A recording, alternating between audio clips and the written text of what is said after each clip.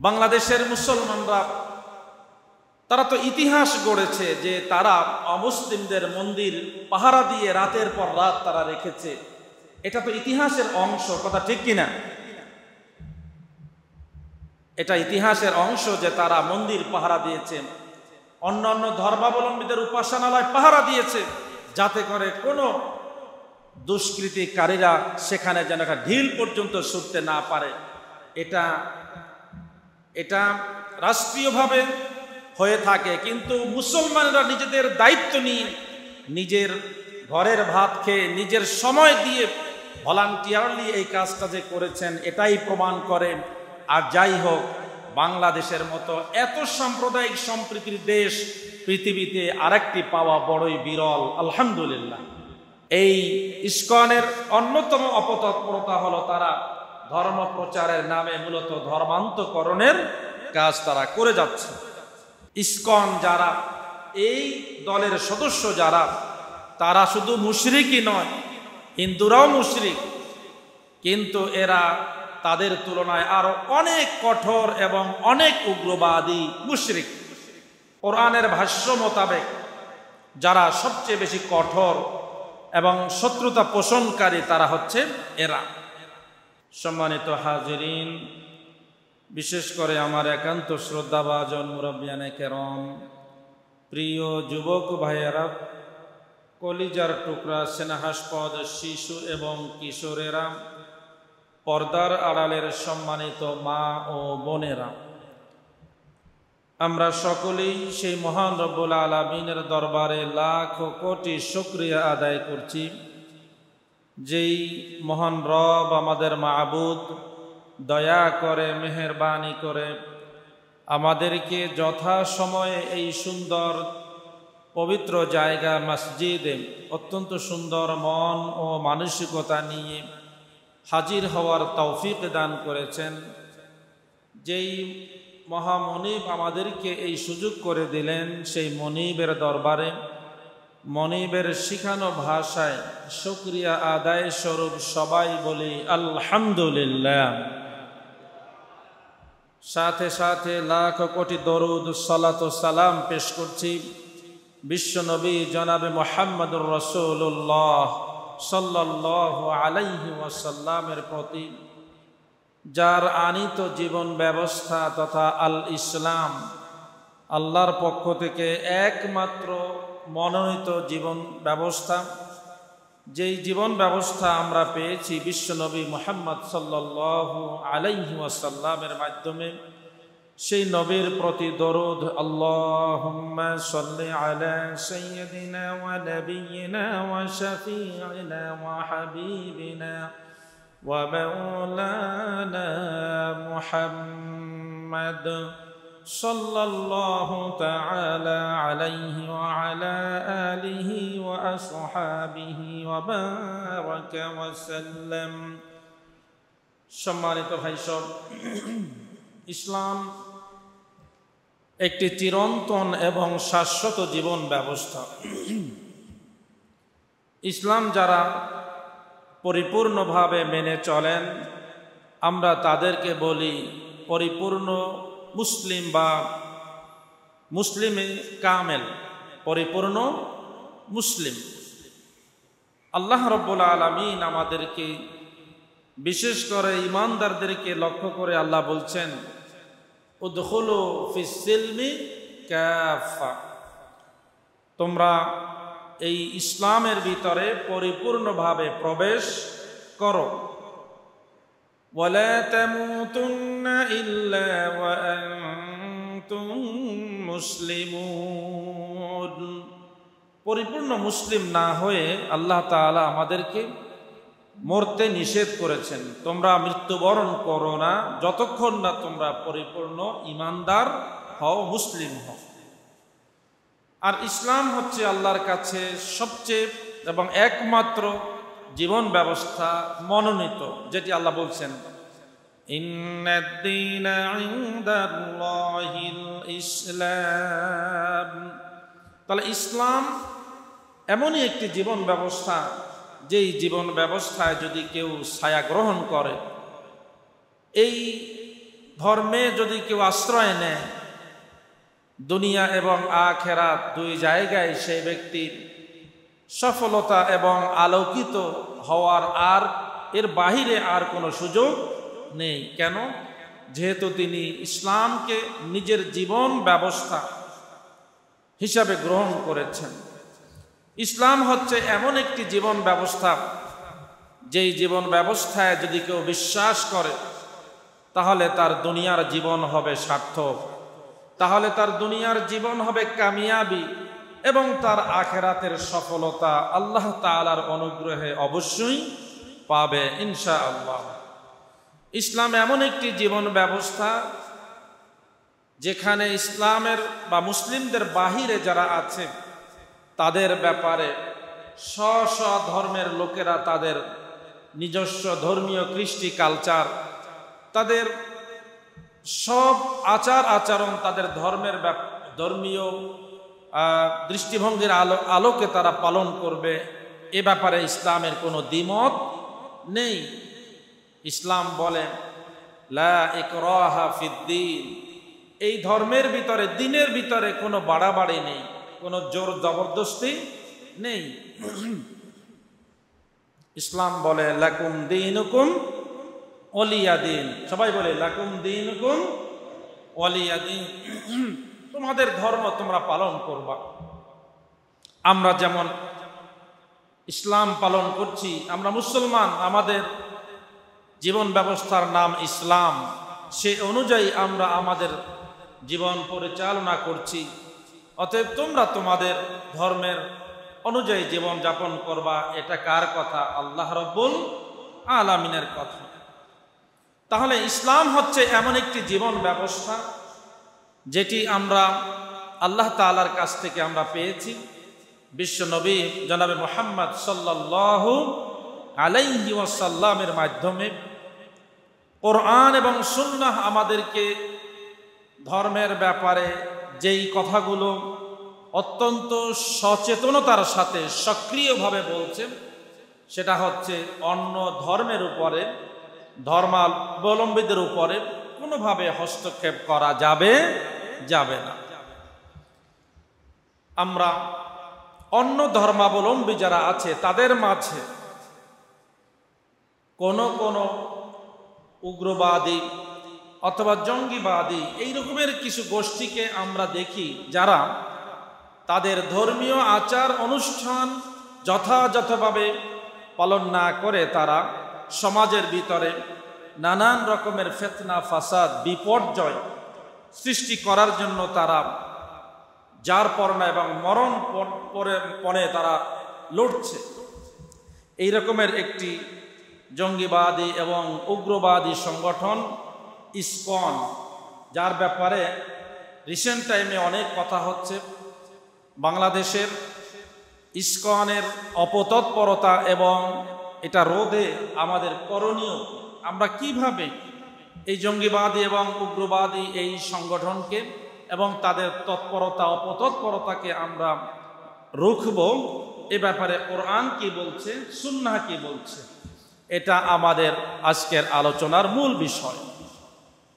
সম্মানিত ভাই সব, আমরা মনে প্রাণে বিশ্বাস করি আমাদের এই দেশে যেই পরিমাণ সাম্প্রদায়িক সম্প্রীতি বিরাজমান, 90% মুসলমানের দেশে অন্যান্য ধর্মাবলম্বীরা আলহামদুলিল্লাহ যে পরিমাণ তাদের ধর্মীয়, রাজনৈতিক, অর্থনৈতিক, সামাজিক সকল স্বাধীনতা নিয়ে যেভাবে সমাজের ভিতরে বিচরণ করছে, পৃথিবীর মধ্যে 228টি দেশের ভিতরে এই রকমের উদাহরণ অনেক বিরল এবং নাই বললেই চলে। আলহামদুলিল্লাহ। এটা এজন্য যে 90% মুসলমান তারা সবাই শতভাগ ইসলাম অনুযায়ী নিজেদের জীবন পরিচালনা না করলেও বিশাল একটি জনগোষ্ঠী যারা ইসলামকে নিজেদের জীবন ব্যবস্থা হিসাবে গ্রহণ করে, তারা অন্যান্য মানুষের উপরে বা ব্যাপারে তার আচার আচরণ, লেনদেন, উঠা বসা, তার সাথে সম্পর্ক কি রকমের হবে সেটা তারা ভালোই বুঝে বলে। কোনোভাবেই বাংলাদেশ স্বাধীন হওয়ার পর থেকে এ পর্যন্ত কোনো সাম্প্রদায়িক দাঙ্গা বাংলাদেশে হয় নাই। এটা আল্লাহর শুকরিয়া, আল্লাহর অনুগ্রহ যে আমরা এখনো পর্যন্ত আমাদের মুসলমানদের মধ্যে রাজনৈতিক বিভাজন এটি দেশ স্বাধীনের শুরু থেকেও ছিল, এখনো আছে, এটা ভবিষ্যতেও থাকবে। সবাই একই দলের হবে এটা মনে করার কোনো কারণ নেই, কিন্তু মোর অর লেস সবাই অন্তত ইসলামকে পরিপালন করেন। অন্য ধর্মাবলম্বী কারো উপরে মিনিমাম কোনো অনধিকার চর্চা এটা বাংলাদেশের মুসলমানরা করে না, আলহামদুলিল্লাহ। বাংলাদেশের মুসলমানরা তারা তো ইতিহাস গড়েছে যে তারা অমুসলিমদের মন্দির পাহারা দিয়ে রাতের পর রাত তারা রেখেছে। এটা তো ইতিহাসের অংশ, কথা ঠিক কিনা? এটা ইতিহাসের অংশ যে তারা মন্দির পাহারা দিয়েছে, অন্যান্য ধর্মাবলম্বীদের উপাসনালয় পাহারা দিয়েছে, যাতে করে কোনো দুষ্কৃতিকারীরা সেখানে যেন একটা ঢিল পর্যন্ত ছুটতে না পারে। এটা রাষ্ট্রীয়ভাবে হয়ে থাকে, কিন্তু মুসলমানরা নিজেদের দায়িত্ব নিয়ে নিজের ঘরের ভাত খেয়ে নিজের সময় দিয়ে ভলান্টিয়ারলি এই কাজটা যে করেছেন এটাই প্রমাণ করে। আর যাই হোক, বাংলাদেশের মতো এত সাম্প্রদায়িক সম্প্রীতির দেশ পৃথিবীতে আরেকটি পাওয়া বড়ই বিরল, আলহামদুলিল্লাহ। যেই ভাইদেরকে আমার মুসলমান ভাইয়েরা, মাদ্রাসার ছাত্ররা, বিশ্ববিদ্যালয়ের ছাত্ররা তাদের উপাসনালয়গুলো পাহারা দিল, তাদের একটি জঙ্গি এবং উগ্রবাদী গোষ্ঠী যেটা হচ্ছে ISKCON, international society for Krishna consciousness, যেটি 1966 সনে নিউ ইয়র্কে এই সংগঠনের আত্মপ্রকাশ, 1966 সনে। এরা যে জিনিসটি চায় সেটা হচ্ছে আন্তর্জাতিক কৃষ্ণ ভাবনা মৃত সংঘ। তারা গ্লোবালি, ইন্টারন্যাশনালি তারা চায় তাদের কৃষ্ণের ভাবনাটা সার্কুলেট করুক এবং মানুষ সেটা দ্বারা প্রভাবিত হোক। প্রত্যেকেই তার নিজ ধর্ম, তার নিজ বিশ্বাস অন্যদের কাছে সার্কুলেট করতে চাইতেই পারে, এটা খুবই স্বাভাবিক। কিন্তু এর আড়ালে যদি এমন কোনো ষড়যন্ত্র, এমন কোনো উগ্রবাদিতা থাকে, দেশদ্রোহিতা থাকে, এখানেই হচ্ছে আপত্তি এবং এখানেই হচ্ছে প্রশ্নবোধক কর্মকাণ্ড। আমরা যদি ইসকনের অপতৎপরতার যদি কয়েকটি নজির আমরা পেশ করি তাহলে দেখব এটি কিন্তু আমরা গতকালকে পত্রপত্রিকা অথবা মিডিয়ার মাধ্যমে জেনেছি, উত্তরবঙ্গে সনাতনী ধর্মের ভাইদের সাথে ইসকনের এদের ভিতরে বাক বিতণ্ডা হয়েছে এবং খুবই বাজে একটি অবস্থা তৈরি হয়েছে। তার মানে হচ্ছে হিন্দুরা যারা সনাতনী আছেন এদের থেকে কিন্তু ইসকনের একটা গ্রুপ যারা উগ্রবাদী, এদের সাথে সঠিক এবং যারা নিজেদেরকে সনাতনী হিন্দু বলে দাবি করেন তাদের সাথে কিন্তু তেমন কোনো সম্পর্ক নেই। এটা একটা কমপ্লিটলি আলাদা একটা গোষ্ঠী যাদেরকে নানান উপায়ে চেনার সুযোগ আছে। তারা তাদের কথাবার্তাই হচ্ছে যে এই বাংলাদেশের জমিনে যেখানে 90% মুসলমানের দেশ, তারা সেখানে রাম রাজত্ব, তাদের কৃষ্ণ ভাবনা এস্টাবলিশ করবে এবং এটাকে একটা তথাকথিত হিন্দু রাষ্ট্র বানানোর সকল কলা কৌশল এবং সব কিছু তারা করতে চায়। সবাই বলে নাউযু বিল্লাহ। 90% মুসলমানের দেশ। আগেই বলছি, মুসলমানরা কোনোদিন কোনো ধর্মের অপর কোনো ধর্মের মানুষের উপরে অনধিকার চর্চা, তাদের অধিকার নষ্ট, এটা মুসলমানের কাজ নয়। আমরা যদি পিছনে ফিরে যাই মুহাম্মদুর রাসূলুল্লাহ সাল্লাল্লাহু আলাইহি ওয়াসাল্লামের জীবদ্দশায় তার জীবনী যদি আমি আলোচনা করি, এর পরবর্তী খোলাফায়ে রাশিদিনদের খেলাফত নিয়ে আলোচনা করি, আমরা দেখতে পাবো যে তারা কিভাবে অমুসলিমদের অধিকারগুলোকে প্রতিষ্ঠা করেছেন, তাদেরকে সাহায্য সহযোগিতা করেছেন। কিন্তু যারা এই শিরক করছে, যারা প্রতিমা পূজারী, বিশেষ করে এই উগ্রবাদী, আল্লাহ রাব্বুল আলামিন যাদের ব্যাপারে বলছেন আউযু বিল্লাহি মিনাশ শাইতানির রাজীম বিসমিল্লাহির রাহমানির রাহিম লাতাজিদান্না আশাদ্দুন الناس عداوة للذين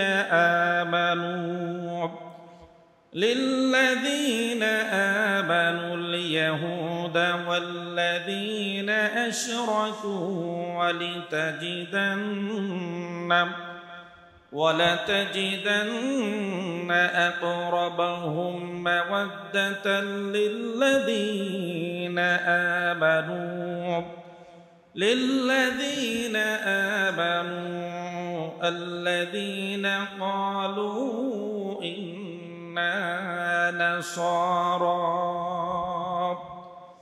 আল্লাহ রাব্বুল আলামিন বলছেন লাতাজিদান্না আশাদ্দান নাস, নবী হে আপনি পাবেন সবচেয়ে বেশি মারাত্মক মানুষ, তাদেরকে সবচেয়ে বড় কঠোর মনোভাব সম্পন্ন মানুষ আপনি তাদেরকে পাবেন। ইমানদারদের ব্যাপারে কারা? আল্লাহ রাব্বুল আলামিন বলছেন আল ইয়াহুদা ওয়াল্লাযীনা আশরাকু, যারা ইহুদি এবং যারা শিরক করছে মুশরিক। এই মুশরিক এবং ইহুদি এই দুইটা গ্রুপকে মুমিনদের ব্যাপারে সবচেয়ে বেশি কঠোর পক্ষ অবলম্বনকারী এবং তাদের বিরোধী আপনি পাবেন। আল্লাহ তাআলা এরপরে বলছেন এদের তুলনায় আপনি একটু কাছে পাবেন, নিকটবর্তী পাবেন খ্রিস্টানদেরকে, নাসরাদেরকে।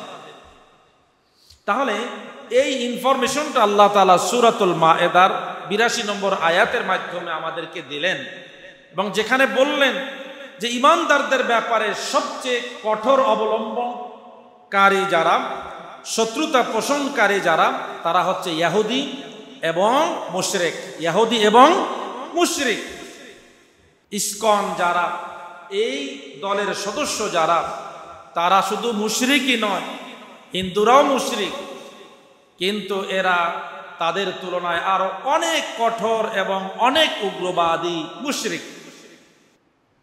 অতএব মুসলমানদের ব্যাপারে কোরআনের ভাষ্য মোতাবেক যারা সবচেয়ে বেশি কঠোর এবং শত্রুতা পোষণকারী তারা হচ্ছে এরা।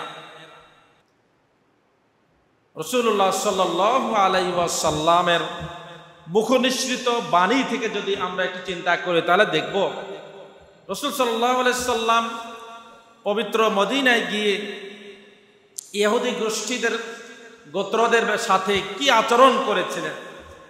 বনু কুরায়দা আছে, বনু কাইনুকা আছে, আরো বিভিন্ন সম্প্রদায় ছিল মদিনাতে। রাসূল সাল্লাল্লাহু আলাইহি সাল্লাম তাদের সাথে সুন্দর আচরণ এবং নবীজির আখলাক দিয়ে তাদেরকে ইসলামের দিকে আহ্বান জানিয়েছেন, কোরআনের দিকে আহ্বান জানিয়েছেন, সালাত মসজিদের দিকে আহ্বান জানিয়েছেন। কিন্তু যখন তারা ষড়যন্ত্রের বাঁশ এবং বীজ এত বেশি যারা বুনতে শুরু করলো, তখন তাদের সাথে একটা কমিটমেন্ট, চুক্তিতে আসলো। কিন্তু ইতিহাস সাক্ষী, যুগে যুগে ইহুদিরা সবচেয়ে বেশি চুক্তি ভঙ্গকারী দল। তারা চুক্তি ভঙ্গ করে ভিতরে ভিতরে মুসলমানদের বিরুদ্ধে তারা উঠে পড়ে লেগেছেন। বিশ্বনবীর কাছে যখন এটি প্রতিষ্ঠিত হয়েছে এবং পরিষ্কার হয়েছে যে তারা চুক্তি ভঙ্গ করে মুসলমানদের বিরুদ্ধে তারা দাঁড়িয়েছে এবং একের পর এক ষড়যন্ত্র করে যাচ্ছে, তখন আল্লাহর হাবিব সাল্লাল্লাহু আলাইহি ওয়াসাল্লাম কিন্তু তাদের ব্যাপারে আর কোনো নমনীয় কোনো আচরণ করেন। মুসলমানরা, এটা মুসলমানদের একটি ইতিবাচক দিক যে তারা কোনোদিন আগ বাড়িয়ে না বিশ্বনবী করেছেন, না সাহাবীরা করেছেন, না তাবিঈরা করেছেন, না সালাফরা করেছেন, কেউ কোনোদিন আগ বাড়িয়ে কারো উপরে, অন্য ধর্মের কর্মী বাহিনীদের উপরে কারো উপরে খড়গ চালায় নেয় বা আক্রমণ করে নেয়। সম্মানিত ভাই সব, এই যে ইসকনের যে অপতৎপরতা আমরা আমাদের প্রিয় মাতৃভূমিতে আমরা দেখতে পাচ্ছি, তারা ধর্ম প্রচারের নামে মূলত ধর্মান্তকরণের কাজ তারা করছে। এক্ষেত্রে তারা সবচেয়ে গুরুত্বপূর্ণ যেই জায়গাটি বাছাই করেছে সেটা হচ্ছে পার্বত্য পাহাড়ীয় অঞ্চলগুলো, যেখানে অন্য ধর্মাবলম্বী ইভেন মুসলমানরা যারা দিন আনে দিন খায়, পাহাড়ে কাজ করে, অনেক কষ্টে আছে, তাদেরকে নানান প্রলোভন দেখি তাদেরকে প্রথমে ধর্ম প্রচারের কথা বলে প্রকারান্তরে তারা ধর্মান্তকরণের চেষ্টা করছে। অনেক মুসলিম তারা অমুসলিম হয়েছে এই পাহাড়ি অঞ্চলে, এই দারিদ্রতার কষাঘাতে মানুষ পড়ে। এবং দারিদ্র হচ্ছে এমন একটি মহান একটি অবস্থা, একটি এমন দুঃখময় একটি অবস্থা, যে ব্যাপারে রাসূল সাল্লাল্লাহু আলাইহি ওয়াসাল্লাম বলছেন কাদাল ফাকরু আইয়াকুনা কুফরা, যে এই দরিদ্রতা মানুষকে এক পর্যায়ে কুফরির দিকে নিয়ে যায়। এই যেই ইতিহাস বা যেই ঘটনাগুলো আমরা দেখছি, যে এই দারিদ্রতার এই সুযোগে তখন এই মানুষগুলোকে দাওয়াত দিয়ে তাদেরকে ধর্মান্তকরণ করা হচ্ছে, কাফের বানানো হচ্ছে, মুশরিক বানানো হচ্ছে। অতএব এই ইসকনের অন্যতম অপতৎপরতা হলো তারা ধর্ম প্রচারের নামে মূলত ধর্মান্তকরণের কাজ তারা করে যাচ্ছে। আমরা যদি এই ব্যাপারে 2024 নভেম্বরের যুগান্তর পত্রিকার দিকে তাকাই, তারা দেখতে পাবো বেশ কিছু ঘটনা তারা এই সংক্রান্ত তারা ইনফরমেশন দিয়েছে। এরপরে তাদের অপতৎপরতা হচ্ছে প্রতারণা এবং হয়রানি। বিশেষ করে এক্ষেত্রে তারা মুসলিম নারীদেরকে বাছাই করে তাদের সাথে নানানভাবে সম্পর্ক ডেভেলপ করে প্রতারণার ফাঁদে ফেলে এই নারীদের সতীত্ব রক্ষা, সতীত্ব নষ্ট করছে। পাশাপাশি তাদের বিভিন্ন গোপন ভিডিও তারা করে এই ভিডিও ফাঁস করে দিবে এই মর্মে তাদেরকে ব্ল্যাকমেইলিং করা হচ্ছে। এটা এক ধরনের প্রতারণা, এবং যার ফলশ্রুতিতে অনেক মুসলিম নারীরা, ইয়াং যুবতীরা তাদের ফাঁদে পা দিয়ে ওই ভিডিও যেন ফ্ল্যাশ না হয় সেজন্য তারা তাদের ভোগের পণ্যে পরিণত হয়ে যাচ্ছে। নাউজুবিল্লাহ। এই কাজটি খুবই সুচারুভাবে ইসকনের এই সদস্যরা করে যাচ্ছে। এ ব্যাপারে দৈনিক ইত্তেফাক 24 এপ্রিল 2024 পত্রিকাটি আমরা দেখতে পারি। আরেকটি অপতৎপরতা তাদের, সেটি হচ্ছে তারা মুসলিম সেজে তারা মুসলিম নারীদেরকে বিবাহ করে। এমন একটি ঘটনা রাজশাহীতে ঘটেছে। প্রায় বিয়ের 6 বৎসর পরে ধরা পড়লো যে যেই পুরুষটির সাথে মুসলিম নারীর বিয়ে হয়েছে সেই পুরুষটি আসলে মুসলমান নয়, সে একজন ইসকনের সদস্য। দৈনিক ইত্তেফাক 21 জুলাই 2020 আমরা যদি খুলি তাহলে দেখব এই ঘটনাটি ঘটেছে সেখানে, যেখানে মুসলিম সেজে মুসলিম নারীকে বিবাহ করে 6 বছর পরে সেটা ধরা পড়েছে। তাহলে এটা তাদের অপতৎপরতার আরেকটা অংশ।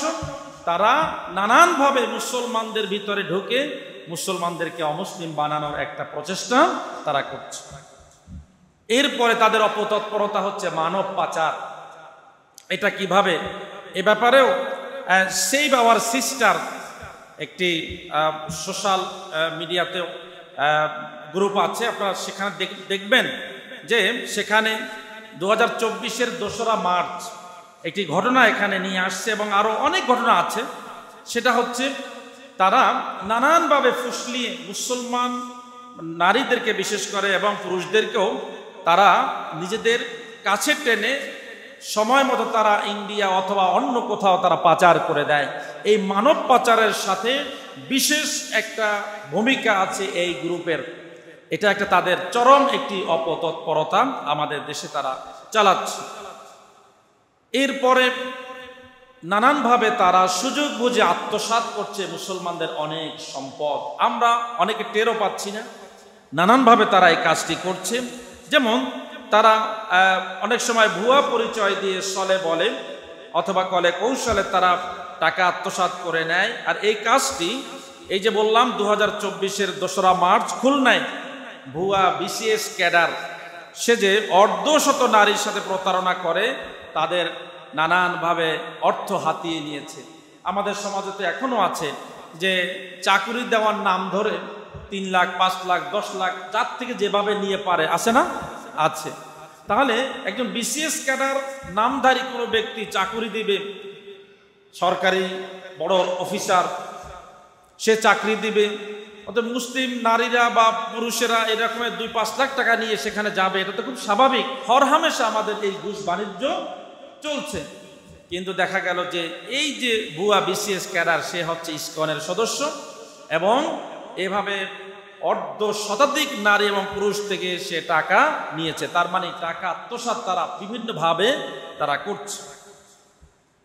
সামাজিক যোগাযোগ মাধ্যমে হয়রানি করছে, এটা তো বড় হাতিয়ার হয়ে গেছে এখন।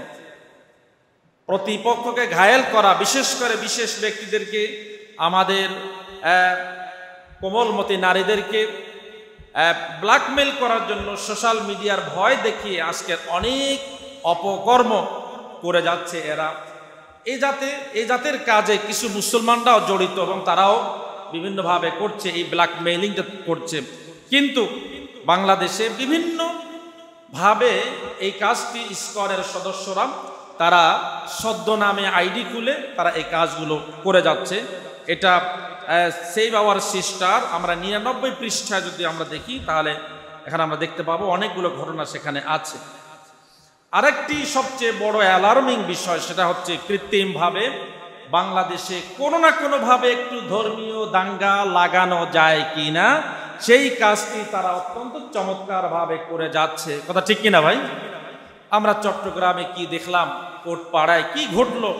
সাইফুল ইসলাম আলিফ, যিনি একজন এপিপি এবং একজন খুবই সৎ একজন আইনজীবী, এবং যেই ছেলেটি আমাদের বিশ্ববিদ্যালয় থেকে এলএলবি অনার্স করেছে, মাস্টার্স করেছে, আলহামদুলিল্লাহ আন্তর্জাতিক ইসলাম বিশ্ববিদ্যালয়ের তো 200 থেকে 300 আইনজীবী আছে, শুধু চট্টগ্রাম কোর্টে তারা কাজ করছে, ঢাকা হাইকোর্ট, সুপ্রিম কোর্ট, আলহামদুলিল্লাহ বিভিন্ন জায়গায় সুনামের সাথে কাজ করছে।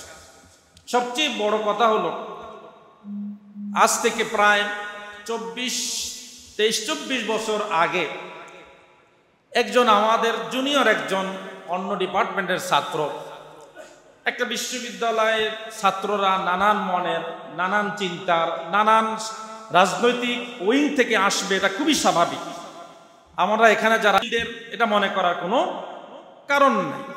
কিন্তু আমরা তো দেশের জন্য সবাই এক, কথা ঠিক কিনা বলেন? 56,000 বর্গ মাইলের স্বাধীনতা রক্ষার জন্য, এ দেশের প্রতিটি ইঞ্চি মাটি রক্ষার জন্য আমরা দল মত নির্বিশেষে সবাই এক। এ ব্যাপারে কোনো সন্দেহ আছে? কোনো সন্দেহ নেই। ইসলামের ব্যাপারে আমরা সবাই এক, এ ব্যাপারে কোনো সন্দেহ আছে? এক মায়ের পেট থেকে দুনিয়াতে আসা 5টা সন্তান একই চিন্তার হয় না, একই বাবার ঔরসের সন্তান একই চিন্তার হয় না, হয় না কি ভাই? তো সেখানে আমরা হাজার হাজার মানুষ, শত শত মানুষকে একই চিন্তার লালন কেমনে করি? কিন্তু আপনার পিঠে যদি একটা সাইনবোর্ড থাকে যে আপনি মুসলিম, তাহলে মৌলিক যেই চিন্তাটা ইসলামের, সেই চিন্তা আপনার ভিতরে থাকতেই হবে, তা না হয় আপনি মুসলমান হতে পারেন। শাখা প্রশাখায় গিয়ে একটু বিভাজন হতে পারে, কিন্তু মৌলিক, আমি আবারও বলছি মৌলিক। আমাদের বিশ্ববিদ্যালয় যেহেতু ইসলামী বিশ্ববিদ্যালয়, তাদের ব্যাপারে সমাজের মানুষের একটা ধারণা যে এখান থেকে কোনো ছাত্র পাশ করলে অন্তত দুর্নীতি, ঘুষ এগুলো একটু যদি থাকেও কম থাকবে, খুবই কম। এমন ধারণা নিয়ে আমার এক জুনিয়র এক ছাত্রকে এক জায়গায় মাল্টিন্যাশনাল একটা কোম্পানিতে সে চাকরি করে, অনেকদিন পরে তার সাথে দেখা। সে ধর্মকর্মটি কম করতো সেই সময়, এত কিছু ধার ধারতো না। কিন্তু আমি জিজ্ঞেস করলাম তুমি কেমন আছো বা খোঁজখবর নিলাম, বলে যে স্যার বলতেছেন। তুমি স্যার বলো কারো, তুমি তো আমার ছোট ভাই, ভাই বলো। কয় না, আপনি যেহেতু এখন বিশ্ববিদ্যালয়ের শিক্ষক, স্যারই বলতে হবে। অনেকদিন পরে দেখা, তখন সে বলল যে আমি শুধুমাত্র ইসলামী বিশ্ববিদ্যালয় থেকে গ্রাজুয়েশন কমপ্লিট করেছি, আমার অফিসের প্রধান ব্যক্তিদের এই চিন্তার কারণে এমন কোটি কোটি টাকার কাজ আমাকে দিয়ে কোম্পানি করায়, যেটা আমার আগে আরো অনেক বসেরা আছে এদেরকে দেয় না, আমাকে দেয়। এটা একমাত্র উদ্দেশ্য যে তুমি ইসলাম বিশ্ববিদ্যালয় থেকে পড়ে আসছো, তোমার ভিতরে অন্তত এই 9-6 এই কাজটা হবে না। আমি চিন্তা করলাম, আল্লাহ, এই যদি এই ছেলের ব্যাপারে যদি ধারণা মানুষ করে, তাহলে এর থেকে 1000 টাইম অনেক ভালো ছেলে আমার বিশ্ববিদ্যালয়ে আছে, এদের ব্যাপারে কি ধারণা করবে। আলহামদুলিল্লাহ। তো সেটা বলছিলাম যে এই যে সাইফুল ইসলাম আলিফ, কিভাবে তাকে জবেও করা হলো, এই উগ্রবাদী এই ইসকনের সদস্যরা অথবা তাদের ইন্ধনদাতা মদতদাতা যারা, তারা যে কাজটা করলো, আমরা অত্যন্ত হৃদয়ে ভারাক্রান্ত। আমাদের বিশ্ববিদ্যালয়ের ভাইস চ্যান্সেলর স্যার গিয়েছিলেন লাশ ঘরে, যখন তার লাশ দেখতে গিয়েছে বলছেন যে ডক্টর আবুল কালাম লাশ দেখার মতো অবস্থায় না, দেখা যাচ্ছে না এমন অবস্থান। এই রকমের শুধু সাইফুল ইসলাম আলিফ কেন, বাংলার জমিনের যে কোনো জায়গায় যে কোনো মায়ের বুক যদি খালি হয়, সে যেই ধর্মের, যেই বর্ণের, যে রাজনৈতিক মতাদর্শের হোক না কেন, তার যদি কোনো অপরাধ না থাকে, এই রকমের কোনো মানুষকে হত্যা করা, এটা আমরা কোনো ক্রমে কোনোভাবে মেনে নিতে, আমরা এদের দৃষ্টান্তমূলক শাস্তির দাবি করছি। সম্মানিত ভাই সব, আইন নিজে হাতে তুলে নেওয়া যাবে না। এই মানুষগুলো চাচ্ছিল নানান জায়গা থেকে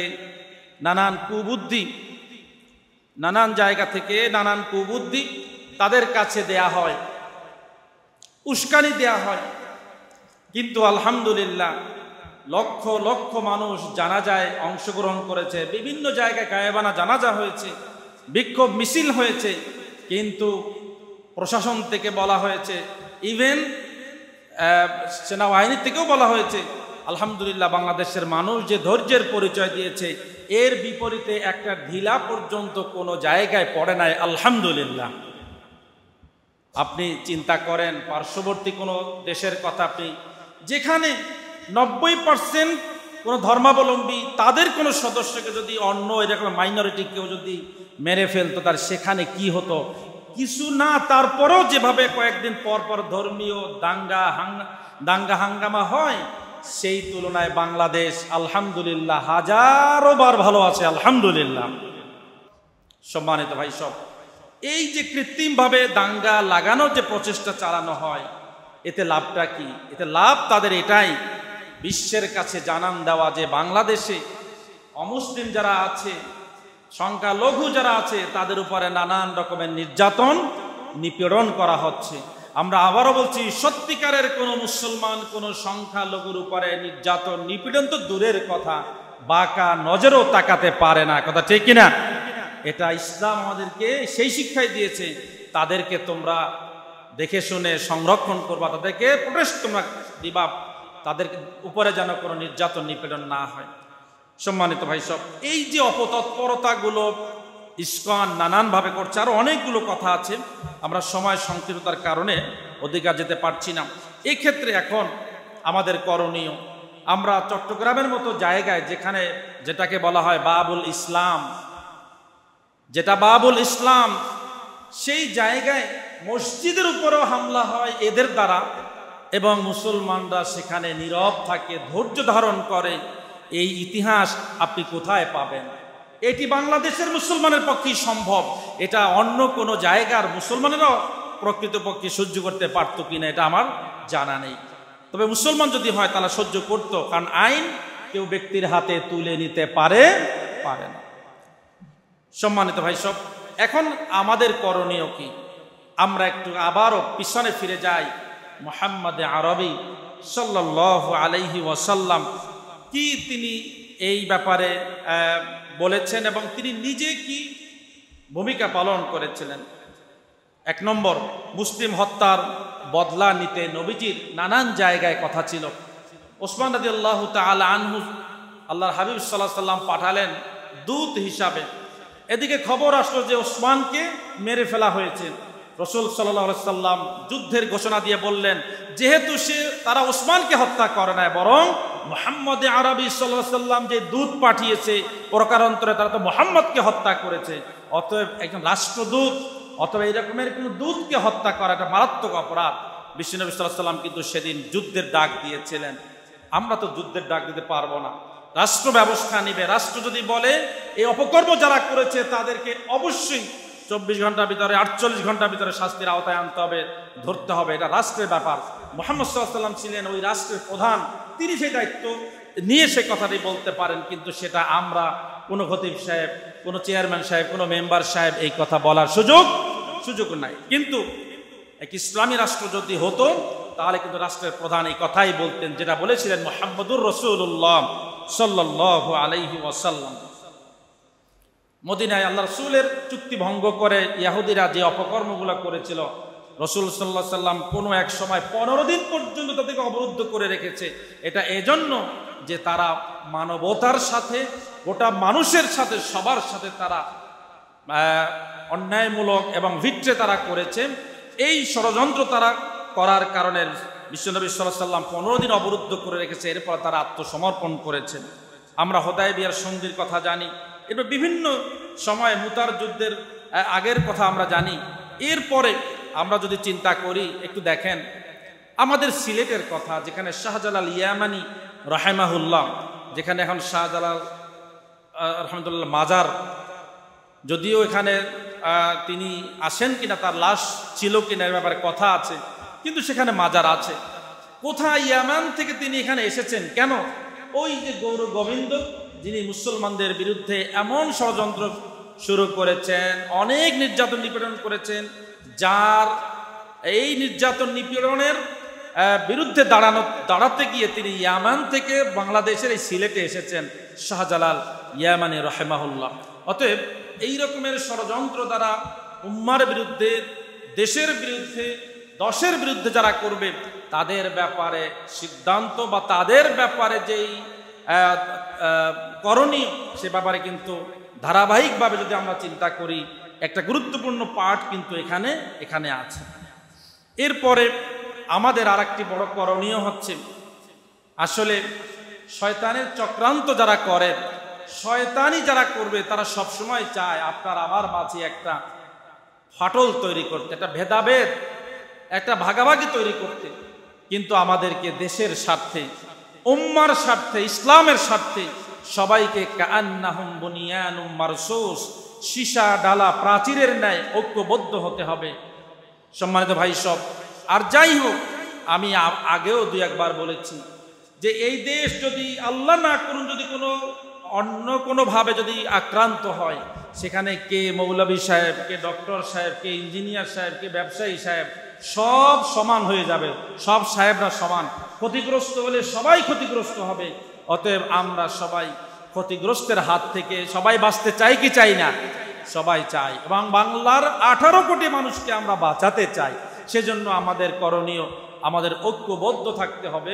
কোনোভাবেই যেন আমরা অনৈক্য বা অনৈক্যের বীজ যেন আমরা বপন না করি। আমাদের অনেকেরই আলোচনায়, অনেকের কথাবার্তায় দেখা যায় যে একটা অরাসিটি প্রকাশ পায়।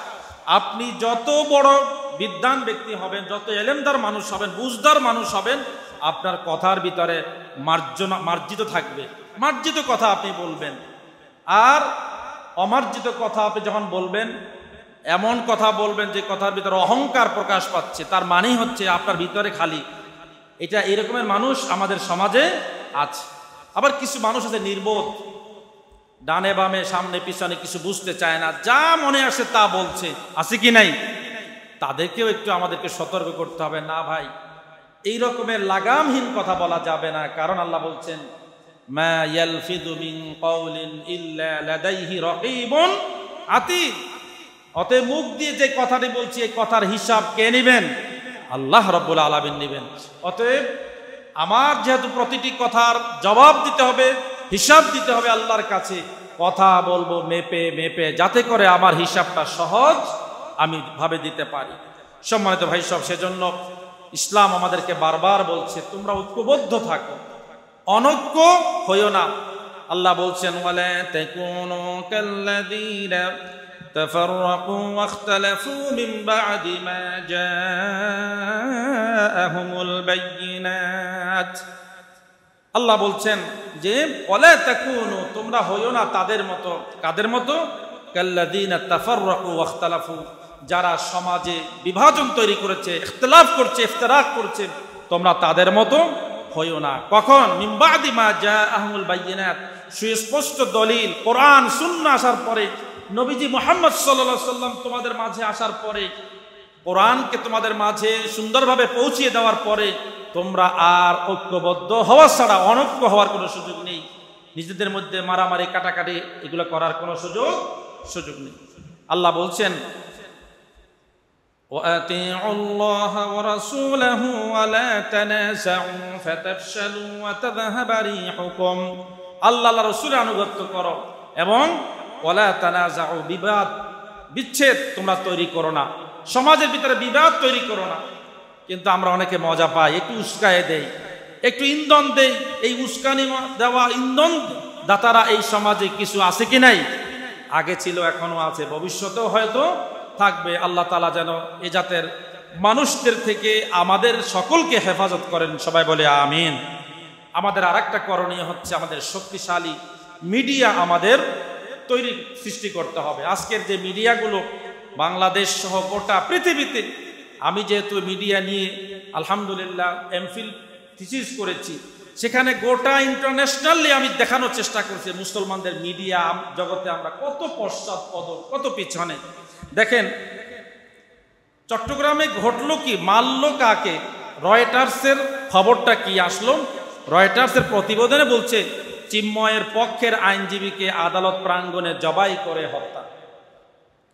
চিন্ময়ের পক্ষের আইনজীবীকে সাইফুল ইসলাম আলিফ হচ্ছে রাষ্ট্রীয় এপিপি আর রয়টার্স খবর দেয় যে চিন্ময়ের পক্ষের আইনজীবীকে জবাই করে হত্যা এই হচ্ছে রয়টার্সের খবর তাহলে রয়টার্সের বিরুদ্ধে আর একটা রয়টার্স মুসলিম রয়টার্স তো আমরা তৈরি করতে পারি নাই পারছি কি ভাই পারি নাই যাও দুই একটা উঠতে চায় আমরা মুসলমানরা এটা পিছন ধরে টানি কই যাও অমুসলিমরা মানে সুপারসনিক গতিতে যেতে পারে কোনো অসুবিধা হয় না আমাদের কিন্তু মুসলমান কোনো মিডিয়া একটু আগাই যাক ধীরে ধীরে হামাগুড়ি দিয়ে এটাও আমরা টেনে ধরি এটা হচ্ছে মুসলমানের অবস্থা সম্মানিত ভাই সব সেজন্য মুসলমানের কথা বলে কোরআনের কথা বলে সুন্নাহর কথা বলে এমন মিডিয়া আমাদেরকে বেশি বেশি সৃষ্টি করতে হবে আমাদের যদি গ্লোবালি রিকগনাইজড এবং খুব ভালো মানে যদি কয়েকটা যদি টেলিভিশন চ্যানেল থাকতো ভালো মানে কতগুলো যদি পত্রিকা থাকতো যেখান থেকে সত্য তথ্যগুলো আসবে সেই সত্য তথ্য সত্য ইনফরমেশন যদি আমার বিরুদ্ধেও যায় আমি মুসলমান যায় আসে না তারপরও সত্যটা উদ্ঘাটিত হতে হবে এমন দায়িত্ব নিয়ে যদি সাংবাদিকরা যদি সংবাদপত্র পরিবেশন করতে পারতেন তাহলে আপাময় জনগণ কি হইতো উপকৃত হতো এখন তো তিলকে তাল হলুদ সাংবাদিকতা নয় রঙিন লাল সাংবাদিকতাকে হার মানিয়েছে আমাদের এই সাংবাদিকতা এই বন্ধুদের দ্বারা সম্মানিত ভাই সব সেজন্য আমাদেরকে সত্যিকার অর্থে মুসলিম বান্ধব ইসলাম বান্ধব কি এই মিডিয়া তৈরি করতে হবে আর একটা হচ্ছে সর্বশেষ যেটা আল্লাহ রাসূল সাল্লাল্লাহু আলাইহি ওয়াসাল্লাম গাজওয়াতুল হিন্দের ব্যাপারে বলছেন সব সময় যেহেতু আমরা মুসলমান আমাদেরকে শাহাদাতের তামান্না আমাদের অন্তরের ভিতরে থাকতে হবে এটা আপনি যদি আল্লাহকে বিশ্বাস করেন আপনি যদি মুহাম্মদ সাল্লাল্লাহু আলাইহি ওয়াসাল্লামকে আখিরি নবী হিসেবে বিশ্বাস করেন আপনি যদি কোরআন এবং সুন্নাহে বিশ্বাসী হন তাহলে শাহাদাতের তামান্না আপনার থাকতে হবে তার মানে হচ্ছে আপনাকে কোরআন এবং সুন্নাহর বিরুদ্ধে যারা দাঁড়াবে প্রয়োজনে আপনার জীবনে রক্ত দিয়ে হলেও তাদেরকে ব্যাপারে মোকাবেলা করতে হবে এই জন্য প্রস্তুত থাকতে হবে এটা আমার কথা নয় কোরআনের পাতায় পাতায় আল্লাহ বলছেন বিশ্বনবী সাল্লাল্লাহু আলাইহি ওয়াসাল্লামের অসংখ্য হাদিস আছে এবং গাজওয়াতুল হিন্দের ব্যাপারে আবু হুরায়রা যে কথা বলেছিলেন কত চমৎকার কথা আন আবি হুরায়রা রাদিয়াল্লাহু আনহু قال وعدنا رسول الله সাল্লাল্লাহু আলাইহি ওয়াসাল্লাম আবু হুরায়রা বলছেন যে একদিন আল্লাহ রাসূল আমাদেরকে ওয়াদা করছেন গাজওয়াতুল হিন্দ এই যে হিন্দুস্তানে একটি যুদ্ধ হবে সংগ্রাম হবে সেই যুদ্ধের ব্যাপারে আল্লাহ রাসূল একদিন আমাদেরকে ওয়াদা করেছেন এবং বলছেন ফাইন উদরিকহাম উনফিদ ফিহা নাফসি ওয়া মালি বলছেন যে আমি যদি সেই যুদ্ধ যদি পাই তাহলে আমার জীবন এবং আমার মাল আমি সেই যুদ্ধের জন্য কোরবানি করে দেব সুবহানাল্লাহ ফাইন উকতাল কুনতু মিন আফদালিশ শুহাদা, বলছেন আমি যদি সেই যুদ্ধ করতে করতে যদি নিহত হই তাহলে আমি হব সবচেয়ে শ্রেষ্ঠ শহীদ। সুবহানাল্লাহ। দেখেন এই গাজওয়াতুল হিন্দের ব্যাপারে, অতএব ক্রমান্বয়ে এই হিন্দুস্তানে একটা যুদ্ধ হবেই হবে, যেহেতু আল্লাহর হাবিবের কথা, এটা মিথ্যা হওয়ার কোনো সুযোগ নেই। আমরাও যদি সেই যুদ্ধ পর্যন্ত বেঁচে থাকি তবে সেজন্য আমাদেরকে ঈমান তাজা করতে হবে। সাইকেলের টায়ার বাস্ট হইলে যারা 3 হাত লাফ দিয়ে ওঠে, অথবা কি বলে রিক্সার টায়ার বাস্ট হইলে, এ জাতের মানুষ দিয়ে আসলে ইসলামের পক্ষে সংগ্রাম করা, বিপক্ষে লড়াই করা এটা কঠিন। আল্লাহ তাআলার কাছে তৌফিক কামনা করছি। আল্লাহ তাআলা তুমি আমাদের অন্তরের ভিতরে ইসলামের জন্য, দ্বীনের জন্য সব সময় প্রস্তুত থাকার তৌফিক দান করো। আল্লাহ তুমি আমাদের সবাইকে, আমাদের জান মাল ইজ্জত আবরু, আমার বাংলার প্রতিটি ইঞ্চি জমিনকে আল্লাহ তুমি হেফাজত করো, এবং বাংলাদেশের প্রত্যেকটি মানুষকে আল্লাহ তুমি হেফাজত করে যে যে ধর্মের আছে সবাই তার ধর্মের আচার অনুষ্ঠান পালন করবে, এবং মুসলমানরা তাদের জীবন ব্যবস্থা আল ইসলাম অনুযায়ী জীবন পরিচালনা করবে। রব্বুল আলামিন তুমি আমাদের সবাইকে সেই বুঝ দান করো। সবাই বলি আমিন। ওয়া মা তাওফীকি ইল্লা বিল্লাহ। আসসালামু আলাইকুম ওয়া রাহমাতুল্লাহি ওয়া বারাকাতুহু। IUB media